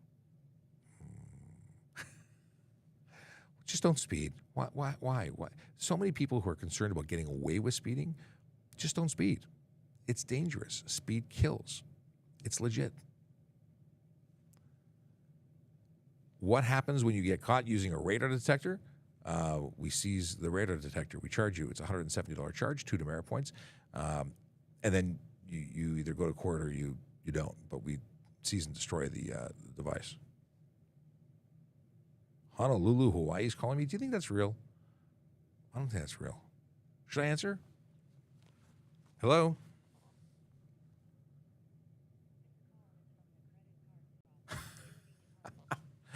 A credit card fraud and security department from Honolulu, Hawaii calling me. Do you think it's a scam? Folks, if you get calls, please do what I do. Have as much fun as possible making them crazy, and then hang up on them. I usually have them yelling at me and hanging up on me by the time I'm done because they're fraudsters. They don't deserve to have a happy day. They're trying to steal your money. They're trying to steal your information. Don't listen to fraudsters. If a credit card company wants to get a hold of you, they know how to actually get a hold of you, and they have information. When they call you and say, your card was compromised, would you mind giving us everything personal about you so we can verify that you, the person we just called, is you? They know you. Don't even deal with that call. Say, thank you for the notice. I'll call in to the company's, the number on the back of my credit card because I know that number is legit. They usually don't like that. But that's what you do. If you really are concerned and you want to verify that no fraud has been taken place, then call them. You know what's another amazing thing? The other amazing thing is the fact that you have a magical cell phone, most of you. And if you are logged into your bank's app will notify you securely through the app. Don't get scammed, please. Drives me crazy, especially older folks that get scammed. Just breaks my heart when people lose money to stuff like this. Stunt driving if your rear end slides in snow. Well, it depends on what the officer is observing. If you lose traction momentarily and regain traction, that's not an issue. If you lose traction and carry that loss of traction around a corner, that's drifting, and that's a ticket. It's what you do with it. I got a ticket when I was abroad. Will it affect my license? Yeah, it can. Absolutely. It depends on where you are, whether or not it'll be reported, but it could be reported. Australia sends letters. Whether Ontario registers that information, I don't know, but they get threats. My brother got a ticket from a traffic camera, which, by the way, traffic cameras in Australia give you demerit points. So he was told that he should pay. Regardless, if you're in the United States, very often the reporting occurs. We have reciprocal agreements with many states, definitely the ones that contact Ontario. So I would say don't break the law, but assume that you've been that it affects your license. You could always find out by going to the MTO and getting an abstract. You can request an abstract, pay for it, and you'll see exactly what's on there. Thoughts on the Dodge Hellcat? Looks cool. Is that the one that you can buy like the extra $500 and get the skinny drag tires and stuff for the track? That's kind of cool. I'm out of country. How do I renew my sticker? If you are an Ontario resident who's currently out of town, you can do it online. There's no stickers anymore, but you must be really out of town if you didn't know that. If you're driving for an extended period of time, you are actually obligated to register your vehicle there. If you've been more than a year out of the country, you're probably no longer valid and no longer insured, because insurance isn't going to cover you when you're long term. Also, your vehicle might be an overstay. If you're like in the United States and you've been staying for a year, you're violating some laws and rules and stuff and things. Okay. Any advice for driving on the 401? If you don't have to drive on the 401 because you're scared of it, don't do things that are terribly scary, or get a driving instructor to take you on some lessons, because they will give you a 1 day, 1 hour, whatever course just to help you with that. We know some driving instructors. They do that kind of thing. Not saying that you have to use them, just driving instructors. Talk to them. They'll help you through it. Can cops go through a stop sign without their lights on? Doesn't everybody go through stop signs without their lights on? They stop and then they go without their lights on? I know that's not where you're going. I'm in a really weird mood with silly jokes. No, police officers, lights or no lights, must stop at stop signs. There's no exemption for stop signs. You go to a signalized intersection that's presenting a red light to the police officer, then we have to come to a stop. Our lights and siren must be active to go through it when it's safe to do so. But we always have to stop for stop signs and red lights. Okay. Number one preventable cause of accidents in your experience, paying attention, distraction, even if it's daydreaming.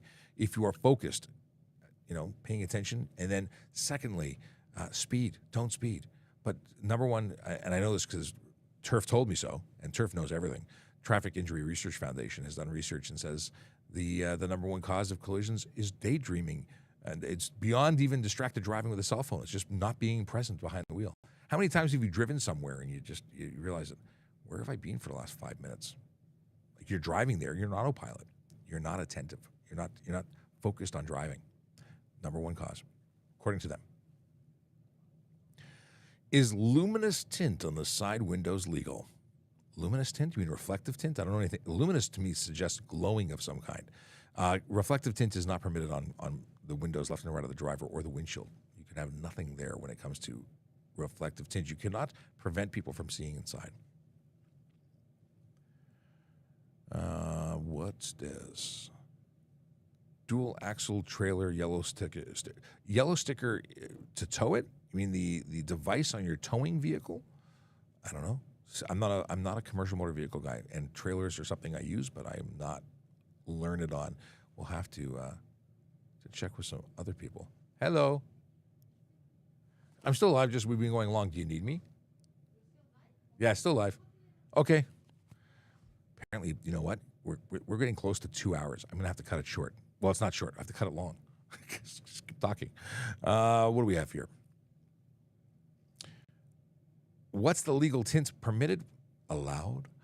It depends on what we're talking about. If you are specifically discussing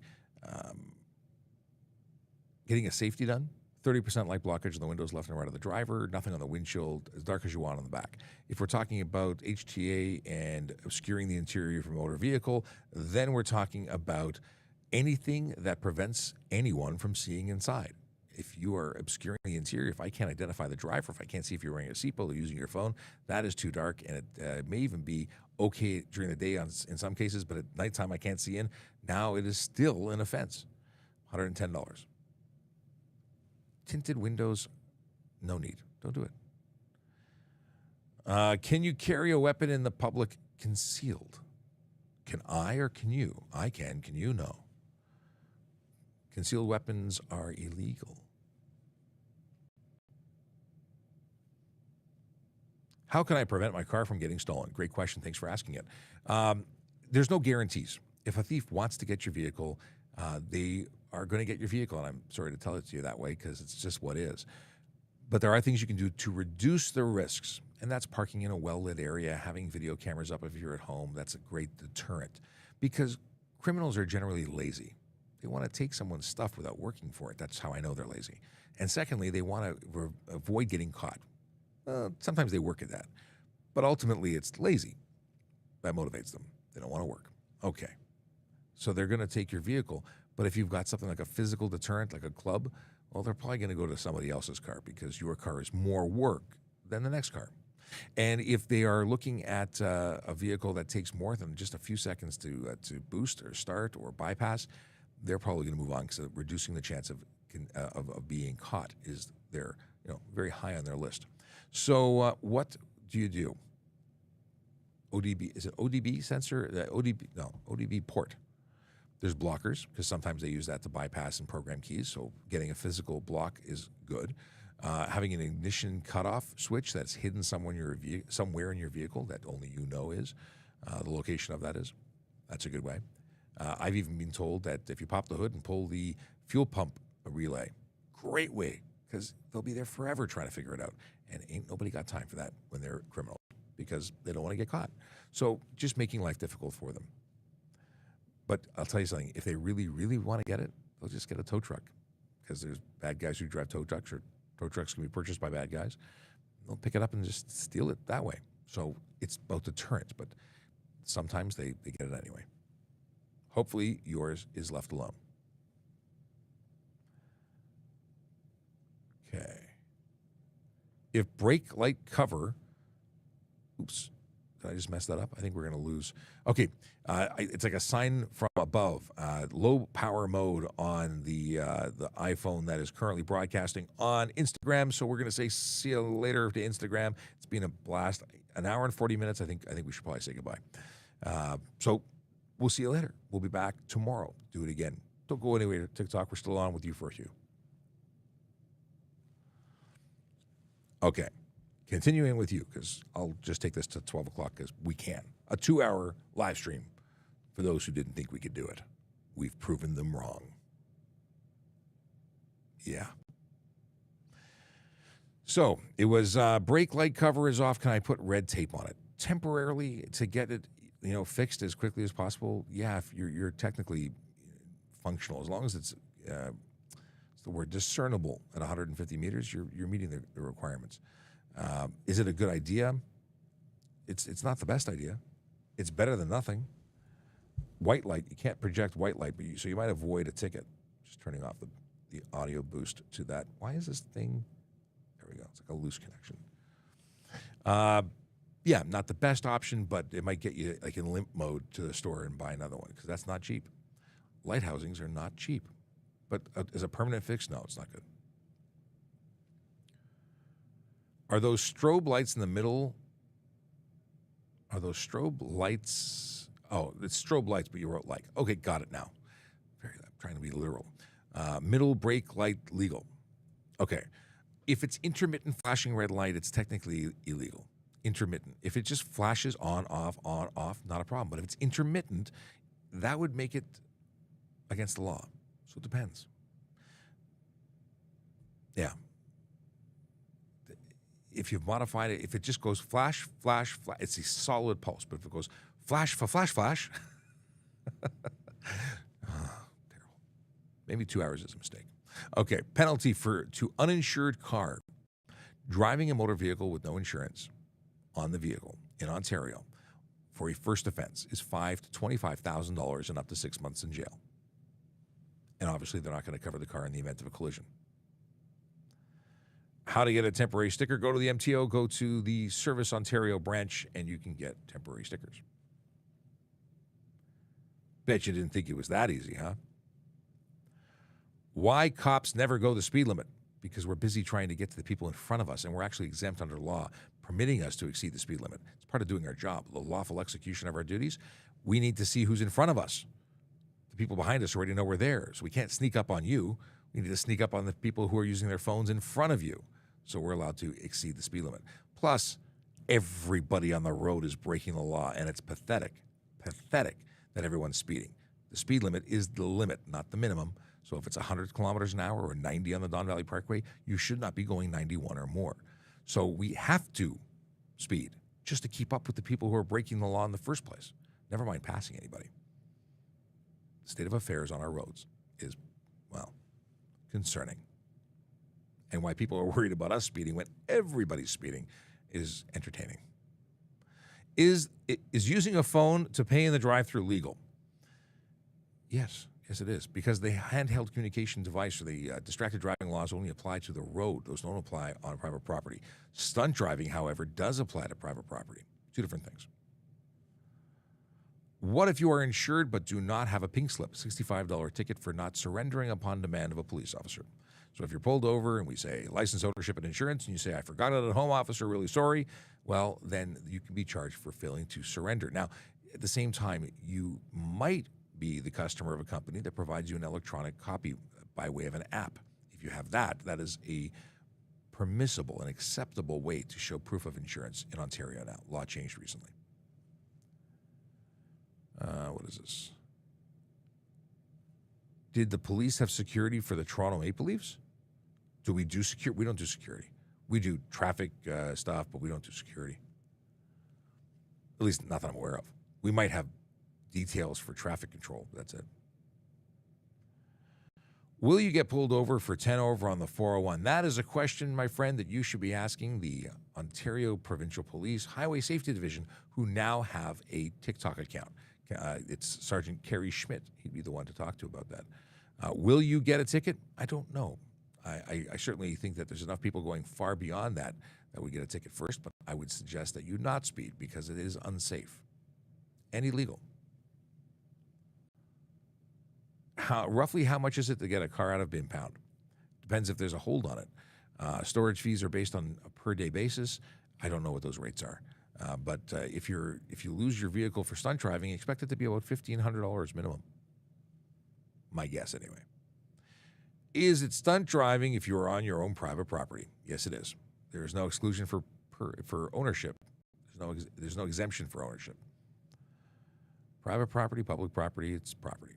Roads, parking lots, it's all the same now.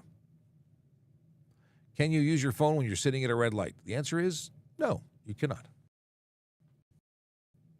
And you're still to be responsibly operating a motor vehicle, even when you're at a red light. Think about it. The light's going to turn green. If you're busy focused on your phone, you're not paying attention.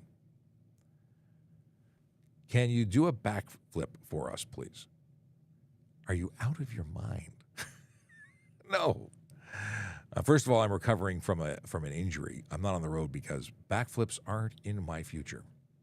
But does that ever work? Have you ever actually asked a TikToker or other social media person to do a backflip and they just do it? Is reflective tint legal? No, it's not.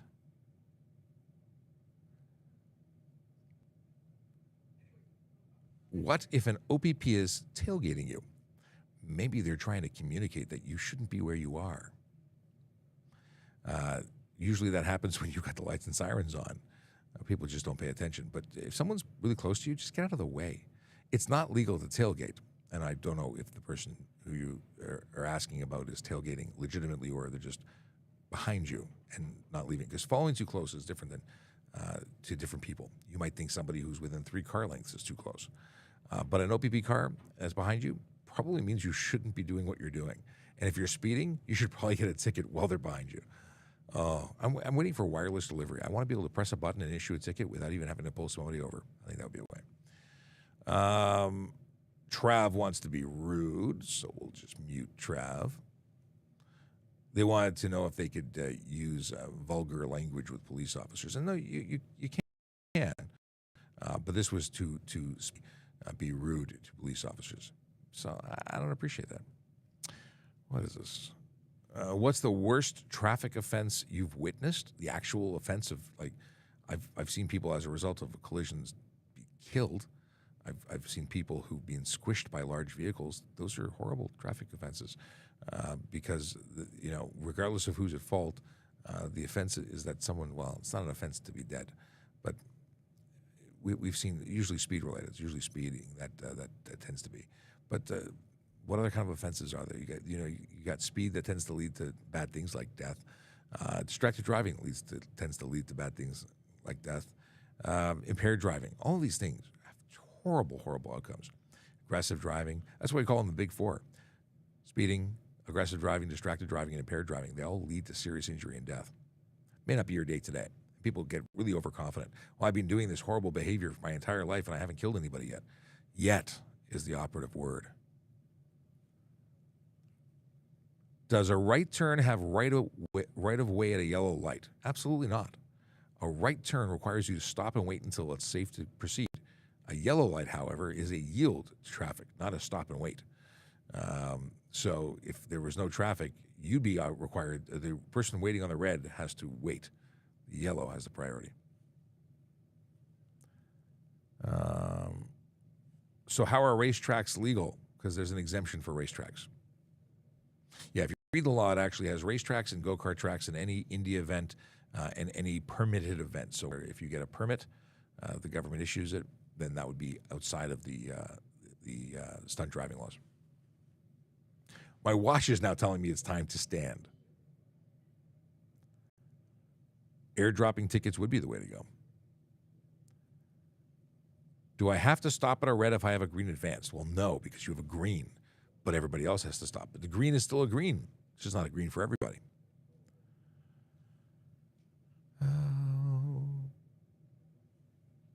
Is it illegal to have a car that says sheriff on the side? Well, we have sheriffs in Ontario, so impersonating a peace officer could be a thing. Can I drink 1 beer and drive? Everybody processes differently, so it may not be an issue for one person. It could be for another, so I can't give you blanket permission to do anything like that. I would say that you should be very careful, and you might be the person who gets pulled over and is found to be over the limit on that 1 beer, at which point you're going to be getting arrested or suspended. So I would say no, don't do it.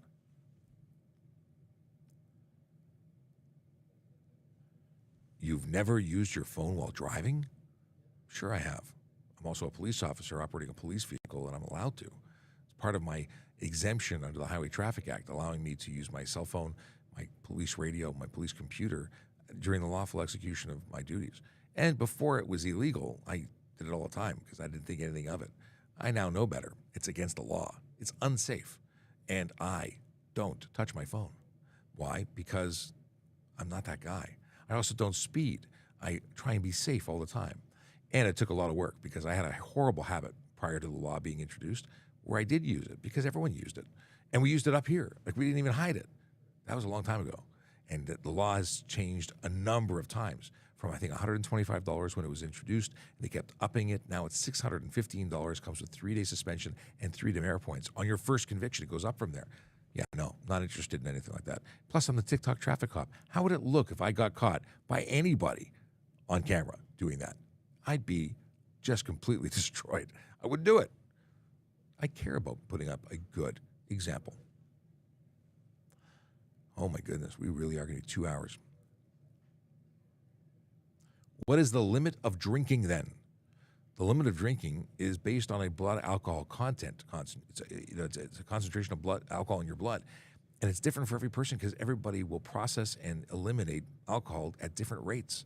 So some people say, well, drink an hour is okay. Well, no, it may not be drink an hour is okay for everybody. It could be for some and not others.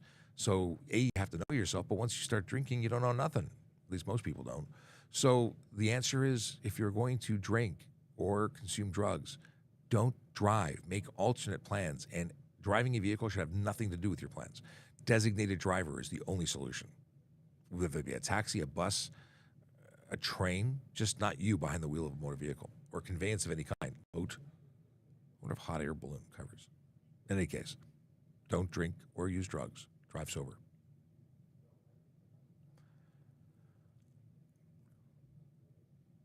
Are police radar detectors illegal at all times? Police radar detectors? Oh, like radar detect? Yes.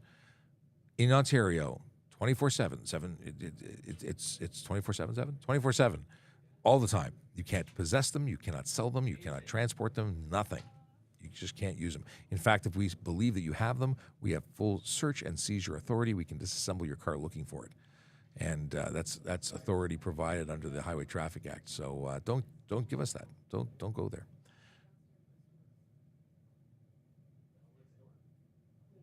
Oh, all right. And with that, I am going to say goodbye. Have a wonderful day. We will see you tomorrow. We went for 2 hours. 2 hours. 2 hours. You weren't here to stop me. You weren't here to say time. And I saw your picture of the chairs.